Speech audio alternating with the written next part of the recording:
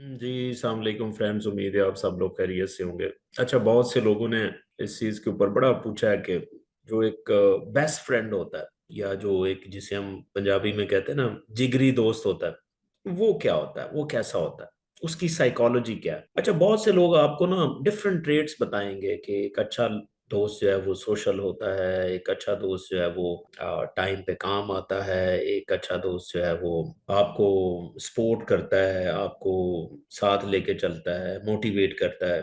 तो बहुत से ट्रेड्स आपको लोग बताएंगे, लेकिन जरा मुश्किल हो जाता है, इतने ट्रेड्स आप कहाँ से ढूंढे। मैं सिर्फ आपको जो जिगरी दोस्त जिसे आप कहते हैं, या एक कहते हैं ना हम, एक बेहतरीन जो दोस्त होता है, उसके उसमें एक ट्रेड, साइकोलॉजिकल एक ट्रेड जरूर होना चाहिए, जिसे मैं कहता हूं एम्पथी।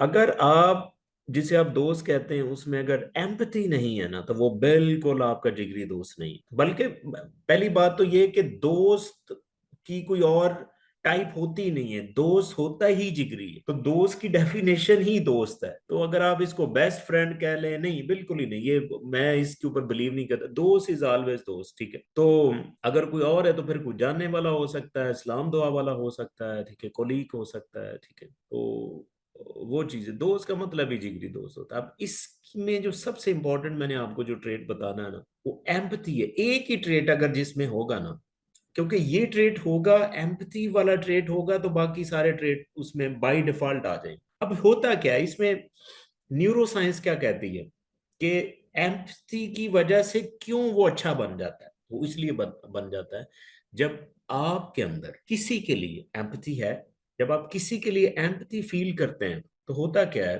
कि फर्ज करें वो आपके सामने बैठा है या दूर बैठा है, जब आप उसके लिए फील करते हैं तो आपके ब्रेन के अंदर खास किस्म के न्यूरॉन्स होते हैं, जिसे हम मिरर न्यूरॉन्स कहते हैं। वो मिरर न्यूरॉन्स आपका जो फ्रेंड है, जिसे आप सही दोस्त कह रहे हैं, उसकी जो कैफियत है उसको कॉपी कर लेते हैं, ठीक है। एम्पैथी की जो डेफिनेशन है, जिसे आप उर्दू में हमदर्दी भी कहते हैं, या हमदर्द भी कहते हैं, या एहसास रखने वाला, ठीक है। तो जब आप हमदर्दी या एहसास रखते हैं, एम्पैथेटिक हैं किसी के लिए, तो मिरर न्यूरॉन एक्टिव होते हैं। जब मिरर न्यूरॉन एक्टिव होते हैं तो आप उसकी सारी कंडीशन को कॉपी कर लेते हैं। यानी कि अगर वो हैप्पी है तो आप खुश होना शुरू हो जाते हैं, आपको अच्छा लगता है। देखिए, वो दोस्त तो नहीं है कि अगर कोई किसी ने बहुत बड़ी गाड़ी ली है तो आपको अफसोस हो या आप जेलस हो जाएं, ठीक है।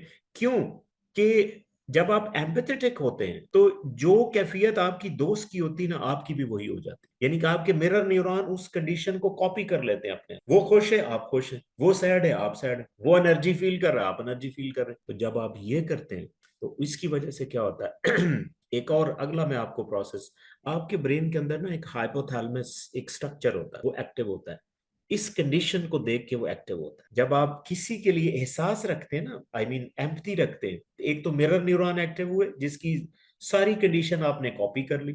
जब आप सारी कंडीशन कॉपी करते हैं तो उससे नेक्स्ट जो पार्ट होता है, वो आपका जो हाइपोथैलेमिक एक ब्रेन स्ट्रक्चर होता है, वो एक्टिव होता है। जब वो एक्टिव होता है ना, तो वहां से खास किस्म का ब्रेन हार्मोन प्रोड्यूस होता है, जिसे हम ऑक्सीटोसिन कहते हैं, जिसे हम लव हार्मोन भी कहते हैं। जब वो रिलीज होता है, यानी कि आप उसके पास गए, उसके पास बैठे, उनके एहसासात को अपने अंदर फील किया, चाहे वो खुशी के इमोशंस हों, गमी के इमोशंस हों, जब आप फील करते हैं तो आपका वो ब्रेन एरिया जब एक्टिव होता है तो ऑक्सीटोसिन रिलीज होता है, जो आपको हैप्पीनेस देता है, आप अच्छा फील करते हैं। तो इसीलिए जब आप किसी के लिए सारी चीजें रखते हैं ना, तो इसके बाद एम्पथी है तो बाकी सारी चीजें हो जाएंगी, ठीक है ना। फर्ज करें आपने किसी को सैड देखा, तो आप भी सैड हुए। जब आप सैड होंगे तो आप उसके लिए उतनी एफर्ट करते हैं जितनी आप अपने लिए कर सकते हैं, जितनी आप अपने लिए कर सकते हैं, क्योंकि आपकी भी वही कैफियत होती जो उसकी होती।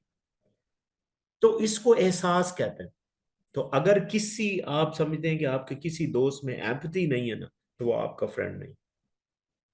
ये अक्सर जो है, ये मैं इसके ऊपर, वो किसी ने क्या खूब कहा है कि अगर आपने देखना हो कि आपका जिगरी दोस्त कौन है, तो अगर इसके इसके इसका एक स्केच मैं देता हूं। अगर वो आप आमने सामने दोनों दोस्त बैठे हुए हैं ना, आमने सामने बैठे हुए हैं और कोई बात नहीं कर रहे, खामोश बैठे, लेकिन फिर भी बात हो रही है, तो इसको दोस्त कहते हैं। यानी बाजारी तौर पे कोई बात नहीं हो रही, लेकिन बात हो रही है, इसको हम सही दोस्त कहते हैं, क्योंकि उसमें एम्पैथी है।